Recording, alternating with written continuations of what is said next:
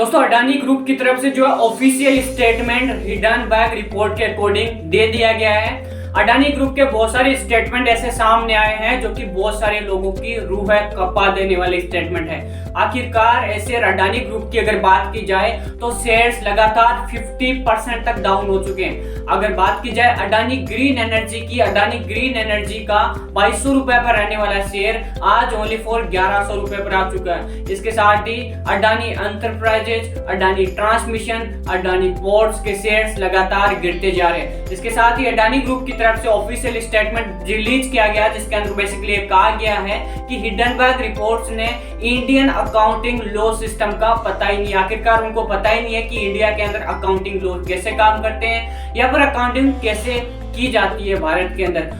Adani group की तरफ से ऑफिशियल स्टेटमेंट आया, उसके अंदर यह कहा गया है कि जो भी हम लोन लेते हैं, जो भी हमने $1 बिलियन का लोन लिया है, जितने भी लोन लिए हैं वो सारे के सारे NCLT से अप्रूव्ड है। यानी कि हम जो भी लोन लेते हैं वो गवर्नमेंट MNC कंपनियां अप्रूव करती है, सारी के सारी डिटेल जो है चेक करती है। इसके साथ ही अडानी ग्रुप का एक कहना है कि ये जो भी सारा का सारा हुआ है वो एक सेलेक्टिव मैनिपुलेशन है ताकि जो है हमारी मार्केटिंग को गिराया जाए, हमारी कंपनियों को नीचा दिखाया जाए।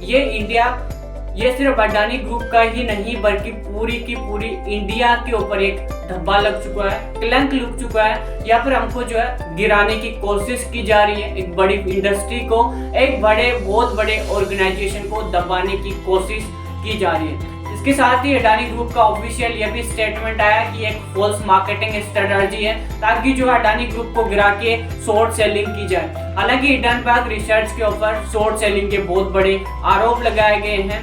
हिंडनबर्ग ने ऑफिशियली स्टेटमेंट में कहा था कि हम जो है शॉर्ट सेलिंग के जरिए बहुत सारी रिसर्च कर रहे थे शेयर्स के ऊपर। इसके साथ ही अडानी ग्रुप से किए गए 88 क्वेश्चंस के भी आंसर अडानी ग्रुप ने दिए हैं, जिसके अंदर ऑफिशियली कहा गया है कि 66 क्वेश्चन जो थे उनके आंसर हमारे डिस्क्लोजर के अंदर या फिर कंपनी रिपोर्ट के अंदर ऑलरेडी मेंशन है, जहां पे आप जो जाके पूछ सकते हैं। इसके साथ ही 22 क्वेश्चंस जो बचते हैं, 22 क्वेश्चंस के अंदर 18 क्वेश्चन जो है हमारे पब्लिक शेयर होल्डर काउंटिंग जो सिस्टम है उसके अंदर ऑलरेडी मेंशन है according to the SEBI. And इसके साथ ही 4 क्वेश्चन ऐसे बचते हैं जिनके जो है स्टेटमेंट हमने नहीं दिए या फिर जो न्यू क्वेश्चन पैदा होते हैं। इसके साथ ही सेबी ने भी इसके रिगार्डिंग गाइडलाइन रिलीज किया है। जल्दी जो है सेबी एक्शन ले सकता है रिगार्डिंग द शॉर्ट सेलिंग। जो भी लोग शॉर्ट सेलिंग कर रहे हैं उसके ऊपर लगातार सेबी एक्शन ले सकती है। हालांकि दोस्तों अगर हिंडनबर्ग रिपोर्ट की अगर बात की जाए तो उसने पूरा का पूरा मार्केट हिला दिया है। अगर मार्केट की बात की जाए तो सबसे ज्यादा जो नुकसान हो रहा है वो पब्लिक को हो रहा है। हालांकि ऐसी रिपोर्ट्स के ऊपर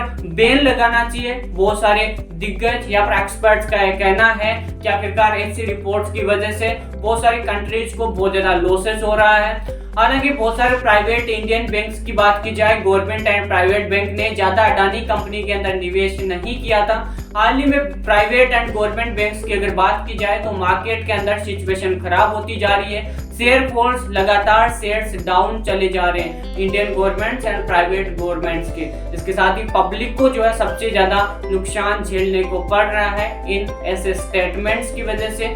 अगर बात की जाए गवर्नमेंट्स की एंड बहुत सारे ऑफिशियल स्टेटमेंट की तो जो है बिना किसी अप्रूव के किसी भी कंपनी के ऊपर एक क्लेम लगाना काफी ज्यादा गलत साबित हो सकता है। इसके साथ ही LIC की अगर बात की जाए, LIC के काफी सारे पैसे अडानी कंपनियों के अंदर निवेश थे जिसके कारण उनको काफी ज्यादा नुकसान झेलने को मिला है। इसके साथ ही अडानी की वैल्यूएशन की अगर बात की जाए तो वेल्थ लगातार घटती जा रही है एक स्टेटमेंट की तरफ से। और जो है जल्दी कंपनी हिंडनबर्ग रिसर्च के ऊपर लीगल एक्शन दायर कर सकती है। धन्यवाद।